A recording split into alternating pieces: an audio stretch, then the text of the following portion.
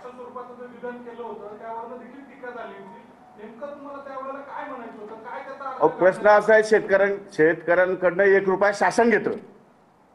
शेतकऱ्यांना 1 रुपया देत नाही आम्ही. शेतकऱ्यांकडनं 1 रुपया शासन, म्हणजे भिकारी कोणी शासन आहे, शेतकरी नाही. पण त्याचा नेहमी अर्थ उलटा केलेला आहे. त्यामुळे 1 रुपया ही किंमत फार थोडी आहे आणि 1 रुपयाच्या विम्याच्यामुळे महाराष्ट्रामध्ये 5-5.5 लाख बोगस अर्ज या ठिकाणी सापडले. माझ्याच काळामध्ये सापडले. मी ते बोगस अर्ज तात्काळ रद्द केले आणि नव्याने घोषणा केल्या. माझ्या आतापर्यंतच्या कमीत कमी 52 GR निघालेत. इतक्या घोषणा केल्यात मी नवीन. इतके कामं कृषी खात्यामध्ये केलेत. महाराष्ट्राच्या कानाकोपऱ्यात जाऊन आलो मी, शेतावर जाऊन आलो, बांधावर जाऊन आलो, अनेक संशोधन केंद्रामध्ये गेलो. ज्या संशोधन केंद्रामध्ये सुविधा नाही त्यांना सुविधा देण्याचे मी या ठिकाणी प्रॉमिस केले, आश्वासन दिले. आतापर्यंत एकही कृषी मंत्री एकाही संशोधन केंद्रावर गेलेला नाही. मी विद्यापीठांना जाऊन भेट दिल्या, संशोधन केंद्राला जाऊन भेटी दिल्या, शेतकऱ्यांना जाऊन भेटी दिल्या, त्यांच्या अडचणी समजून घेतल्या. त्यामध्ये त्या वेगवेगळ्या प्रकारचे GR काढले. फर्स्ट कम फर्स्ट सर्वचा GR माझाच आहे. प्रत्येक गावामध्ये वेदर स्टेशन निर्माण व्हावं ही पण माझीच मागणी आहे. म्हणजे या गोष्टीमध्ये ज्या ज्या अडचणी शेतकऱ्यांच्या आहेत त्या अडचणी दूर करण्यासंदर्भात आपल्याला काय काय करता येईल आणि त्या संदर्भातली फीडबॅक जो आहे तो शेतकऱ्यांकडून कसा मिळेल यासाठी माझे प्रयत्न सुरू आहे. गेल्या 6 महिन्यामध्ये प्रचंड मोठा बदल या कृषी विभागामध्ये आपल्याला बघायला मिळेल.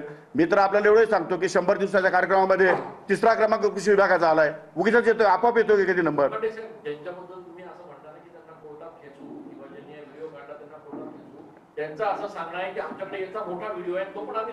जरूर आणलं ना, काही हरकत नाही. आमची तर तयारी आहे. मी कोर्टात केस नाही मांडलं त्यांना कोर्टात दाखवावंच लागेल. ते मी त्याची चौकशी लावणार आहे सविस्तर.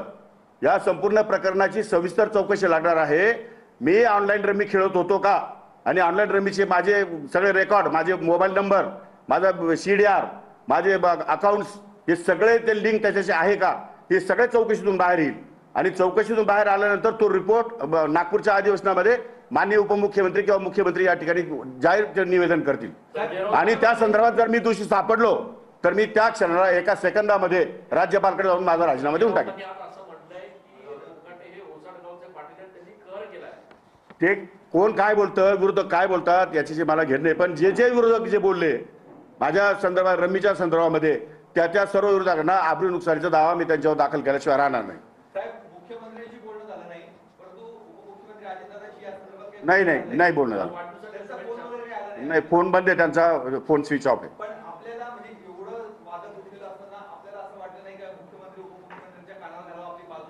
मुळात वादंग उठवलं कोणी? वादंग उठण्यासारखं झालं काय?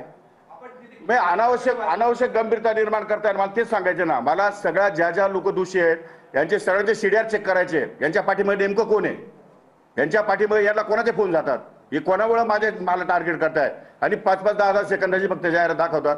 मी शेतकऱ्यांना म्हटलो नाही, मी असं म्हटलो की लग्न कार्य सुपाऱ्या याच्यावरती खर्च जास्त कोणीच करू नये. म्हणजे शेतकरीच नाही, शेतकऱ्यांनी तर करूच नये, परंतु इतर सुद्धा व्यापारी आहेत, उद्योजक आहेत, नोकरदार आहेत. लग्न ही काय स्पर्धा नाही. लग्न हा एक संस्कार आहे. त्यामुळे संस्काराच्या पद्धतीने करावं आणि तो मला अधिकार आहे. कारण मी लग्न माझं स्वतःचं मंदिरामध्ये केलेलं आहे. मी माझ्या लग्नावर खर्च केलेला नाही. माझ्या मुलीचं लग्न सुद्धा मी 250 लोकांमध्ये केलेलं आहे. त्यामुळे मला नैतिक अधिकार आहे बोलण्याचा. कुणी बोलावं, ज्याला नैतिक अधिकार आहे तोच बोलू शकतो ना. मी काय राजकीय पुटरांसारखे लग्न केलेले नाहीयेत. मी साध्या मंदिरात जाऊन लग्न केलंय माझं.